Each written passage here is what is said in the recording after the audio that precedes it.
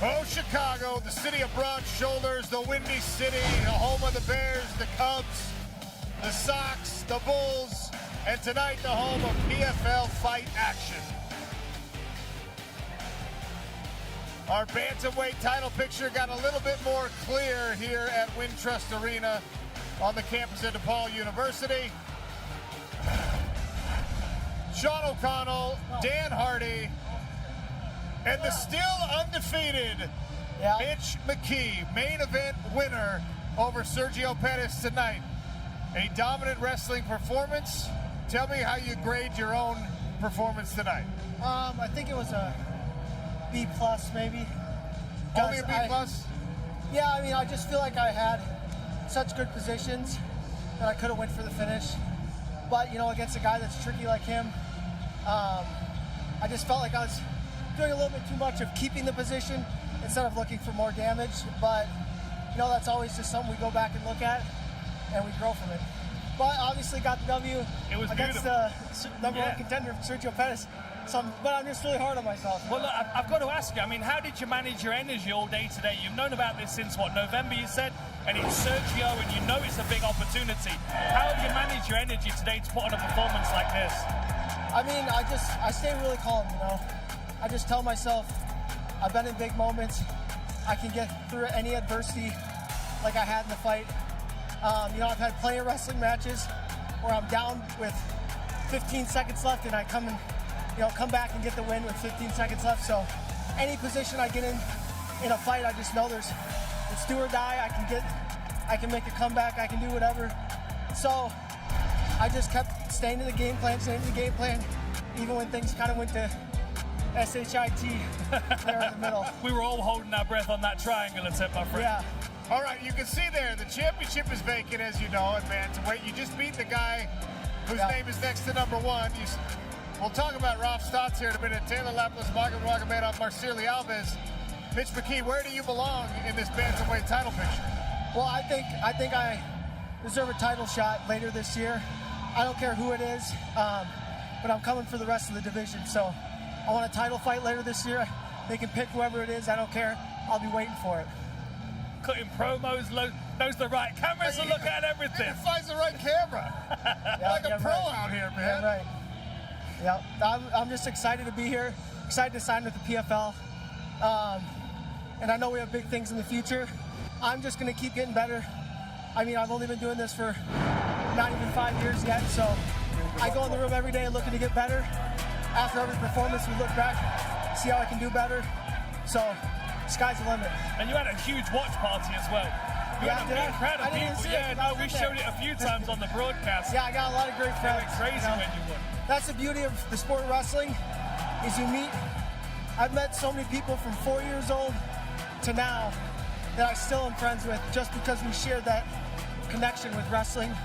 And you know, a lot of the guys you saw in that watch party were just the epitome of that. You know, just lifelong friends. We'll take a look at the images. Yeah. Look at that. Yeah, my buddy's parents own the bar, so they got a big watch party going. You're on everyone's radar now. Every single bantamweight in the world knows your name right now. Yeah. How does that feel? It feels great, you know. I'm excited. I love being hunted, and I'm gonna do a little hunting of my own. So, you know, we're ready to make a run here in PFL, and we're getting that title shot later this year, and then we're gonna bring it everyone one after another, and we're gonna take them all down. Did you see the co-main event? Were you watching backstage? I tried a little bit, yeah. All right. It was a good fight. Go watch that, and then we'll talk about who you thought won the fight. It was very, very, very close. Obviously, it was, yes. Renan Havilov is an absolute monster, but Rafael Stotts had some moments in that one as well. Yeah. And, you know, this whole night was about figuring out the top of the bantamweight division. You made your case. Renan made his case. Hey, like I said, anyone, anytime, anywhere, PFL make it happen, and we'll do it. I'll be ready. Well, go celebrate. You earned this win tonight. Congratulations on a successful debut. Hard to have a bigger debut than that one, man. Pretty cool. Yeah, that's why you say yes to opportunities, people. You know, you never know when that opportunity is going to turn into something really special, but you'll never know if you say no. So always say yes. Congratulations, brother. Mitch McKee still undefeated, and maybe, just maybe, 11-0. Maybe the #1 guy to beat here in this PFL bantamweight division. We'll see what the plans are later in the year. We got plenty more events to announce. Mitch McKee wants a title shot. Title shot, baby. Let's go. All right, let's take a look at the highlights from the co-main event. Rafion Stotts, Bernat Hamalov. Both guys had moments. You saw the long striking, the straight punches from Rafion Stotts. And round 2 was all Bernat Hamalov, who ended up 2 rounds on the judges' scorecards over Rafion Stotts in a very close fight. Raf in his corner, very dejected, disappointed. They thought he had done enough, especially in that 3rd round.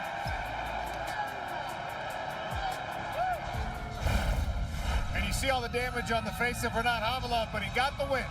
It was incredible, really, that he was just constantly moving forward in spite of the fact that Stotts was picking him off with the long jab and the long straight. A really, really close fight. Obviously, it went back and forth. Judges saw it differently. I'd be interested more than anything to know what Mitch McKee thinks of it, because I would imagine that the next title contender is probably going to be from that fight as well.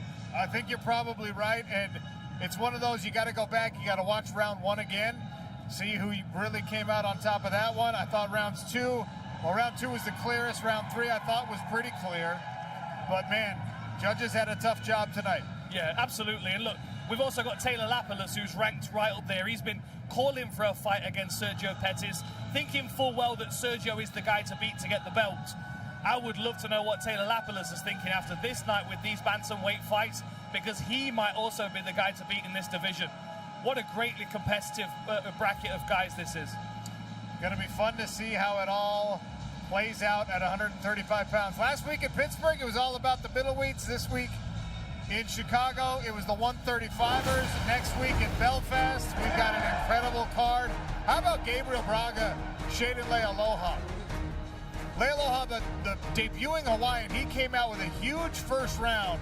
And Dan, you predicted it almost. You said, hey, hold on. Gabriel Braga sometimes is a slow starter. Rounds 2 and 3 belong to the Brazilian. Just so often we see Gabriel Braga come out and he stamps his ownership on the middle of the cage without really throwing a great deal back. He has an aggressive presence which forces people onto their heels. But what Braga's so good at is blocking and then countering. Not necessarily feeling like he has to go first, and not necessarily feeling like he has to counter every single thing, because he gets to them eventually. And those big searching hooks along the fence is really what tends to do a lot of the damage. Braga's always one of the best ones to watch on the card for me, and that big win just tonight is going to push him forward where he wants to be. He's already ranked number 4. An impressive performance tonight, and he's got some plans for himself as well. So we'll see what his future looks like the rest of the way. Biagio Ali Walsh, the grandson of Muhammad Ali. This might have been his cleanest performance, and he's had some really good ones. I would agree. That's straight to the body there. It was just to the side of the solar plexus, but he fired that like a torpedo into the center line.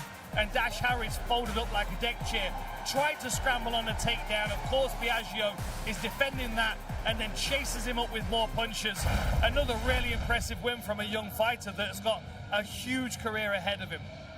And look, lightweight, maybe worldwide, is where you find the deepest, the toughest weight class. It's the hardest run all the way to a title, but Biagio's still early in his career. He's got the athleticism. He's got a really refined skill set. He handles pressure better than anyone with his level of experience has any business handling pressure. So I think his future is, well, sky's the limit, to use a common phrase. Absolutely, the sky's the limit. Look, I've seen this guy on the mats at Extreme Couture. He is a grafter. He's there working every single day. And he's putting himself in there with the likes of Jeremy Kennedy, really tough fighters that are going to push him.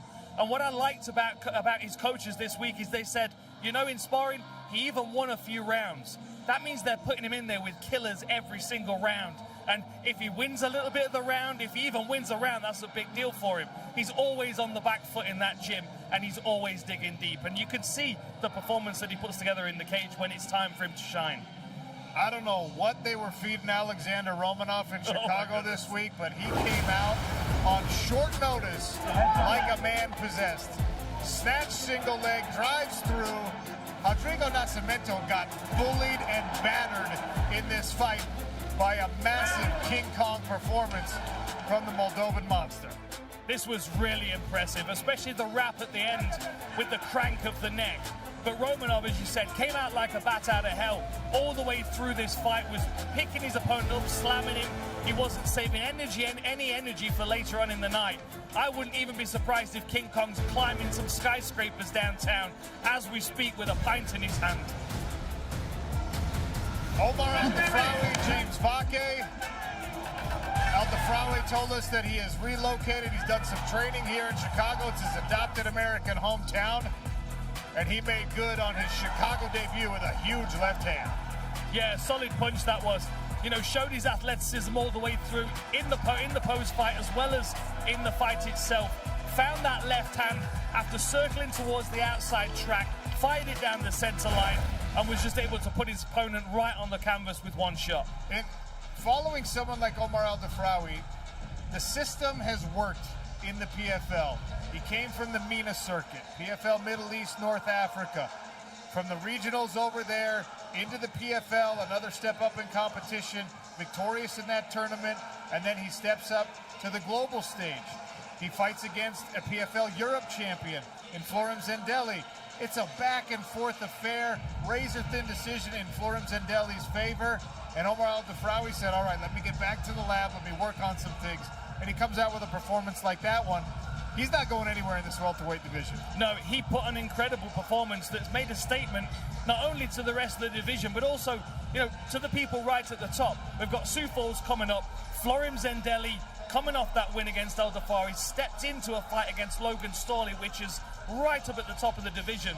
Of course, if that's a very competitive fight and Florem Zendelli gives a good account of himself, that puts Al-Dafrawi right in the picture as well. I honestly think the welterweight division, you could flip it on its head and it would be just as competitive. The guys coming up, the PFL Europe, the PFL MENA champs. I mean, we're talking about PFL Europe champs. We had Paulina looking great tonight as well. The system is working. These champions are moving through, stepping up in competition and proving themselves. Yeah. Shanna Young, after missing weight, came out and just fought like a bat out of hell. Ended up being a losing effort for her, but an incredible back and forth fight there. The fighters knew what the business was here in Chicago, and they gave the fans here at Wintrust Arena an incredible treat. We talked with John Martin. Where's John Martin? He's making plans for the future. We need to start announcing some stuff. There's loads of good stuff coming up. Kennedy is with John Martin. John, what a great night of fights. We saw a lot of good takedowns, a lot of good finishes. What was your favorite fight? That's a tough one. Look, I think tonight was a really exciting night for what I call the undefeated up-and-comers, right? We had these established, top of the food chain, veteran fighters and undefeated up-and-comers. But starting with the co-main event, Stotts versus Avila, that was an exciting fight. I think Rafa Stotts did a great job. Kabila was just too much for him. He was too active. He was too busy, especially in the second round. Stotts kind of took that one off.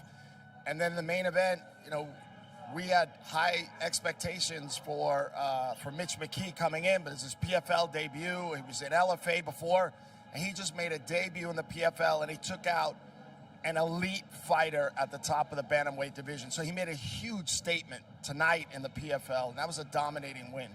Absolutely huge statement by McKee. So what does our middleweight picture look like right now? Because we had that fight get taken out of the card. What are we going to see? I know I really wanted to see that fight, and I'm really disappointed that it didn't happen tonight. Having said that, I think coming off of the Pittsburgh card where we saw really, really dominating performances by Johnny Eblen and Impa Kasangana, and you know, Johnny Eblen is really wants that belt back, and Costello's been calling him out. So I think the middleweight division for us looks really deep, really strong, and I think we'll be having some, you know, announcements as to the future pretty soon. Absolutely. Well, we've had a fun time here in the Windy City, but up next, we've got a good one. Tell me about it. Yeah, Belfast. I mean, Paul Hughes was supposed to headline the card. Unfortunately, he had an injury, and we wish him a speedy recovery. But we've got now Dara Kelly at the top of the card. He's going to be fighting J.J. Wilson. I think that's going to be really, really fun fight. They're both They're both amazing fighters, and Dar Kelly, of course, going to have the hometown crowd in his favor. And we recently signed a new up-and-coming, young, exciting fighter named McKee, and his initial PFL debut is going to be in Belfast also. So that's next Thursday night. If you're here in the States, you can watch it on ESPN, but we're really excited. We're excited to take the trip to Europe. Well, from what we've seen here tonight, PFL debuts have had some pretty good luck, so we'll see how that one goes out there. Thank you so much. Yeah, I'm looking forward to it. Thanks. Sean. Well, you heard him talking about it. Belfast on Thursday. Short turnaround, and we're in Northern Ireland. Lightweight main event, Dara Kelly, J.J. Wilson at SSE Arena.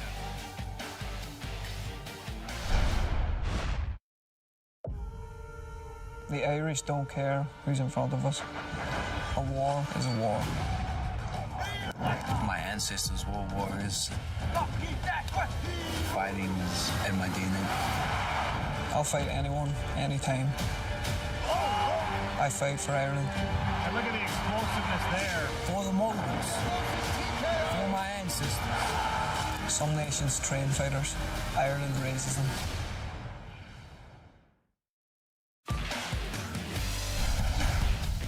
Some big matchups over in Belfast. Dara Kelly, J.J. Wilson in the main event. The debut of McKee versus Alex Lahore. An important light heavyweight tilt doublet. Young Shamuradov versus the debuting Tyson Pedro. Kieran Clark, Dean Garnett, Keelan Loughran, Alan Philpott. Ireland versus the world in some ways over there in Belfast, and they wouldn't have it any other way. Well, let's talk about the main event. Paul Hughes, Belfast boy, big-time star over there. That was supposed to be the matchup for J.J. Wilson. Hughes gets hurt. Dara Kelly raises his hand and said, give me that main event and do it now. Yeah, and it's quite a different opponent, really, if you think about it from J.J. Wilson's perspective. He's fighting Paul Hughes, and Paul Hughes wants to walk him down and box him up. Dara Kelly has got incredible takedowns, very heavy hands, but ultimately when he gets the fight to the floor, he can put a squeeze on people that will crack a jaw. He's very, very dominant in those top positions with his ground and pound, with his choking submissions. I think it's going to be interesting to see how J.J. Wilson adapts to a very different type of fighter. I think J.J. is going to feel like he's got more ability to win the fight in the striking range compared to how it might have been against Paul Hughes. But if the fight hits the floor against Dara Kelly, J.J. Wilson's going to really have to be on his game to stay out of those submission attempts. He's a very slick striker, and I like the flow that he's got, but takedown defense is surely going to be a key in this early fight. Absolutely, and it's important. J.J. Wilson, he's coming off a big victory over Mads Burnell, who's so well-rounded and kind of brings every tool in the book, every tool in the toolbox to every single one of those fights. And J.J., we saw in that fight, he was wrestling Mads. He was doing clinch work against Mads Burnell. He really put his own skill set on full display in a hard-fought victory there, and he pounded it out late in the fight to get a decisive win. And you can see this fight by the numbers, high finishing rates for both guys. So you know they're going to be going for the kill. They don't want it to leave it to the judges. It's the main event in what is going to be a packed house at SSE Arena, so there's going to be a lot of energy. And I love the fact that J.J. Wilson embraces that, I'll be the invader here. I'll be the guy here to spoil the party. My ancestors are warriors, and so am I. He likes and relishes the fact that he's going to get a bunch of boos when he walks out. Yeah, but I'll be honest, look, knowing the Irish fans, if you're coming here for a fight, if you're coming to scrap, they're going to love you. They're going to like J.J. Wilson's energy. Of course, they're going to be supporting Dara Kelly, but no matter how the fight goes, just the energy, the will to scrap that J.J. Wilson has, he's going to win over a lot of fans. Belfast, you've been great to us in our other trips. We're excited to see you again on Thursday. Belfast is coming Thursday, then Sioux Falls May 2nd. May 23rd, we're in Brussels, Belgium. What a night here in Chicago. What a week here in Chicago. Make sure you go check out Between Rounds, Dan Hardy's conversations with all of our fighters on YouTube and social media. Big thanks to the fans. Big thanks to our crew behind the scenes. Big thanks to the fighters for an incredible night.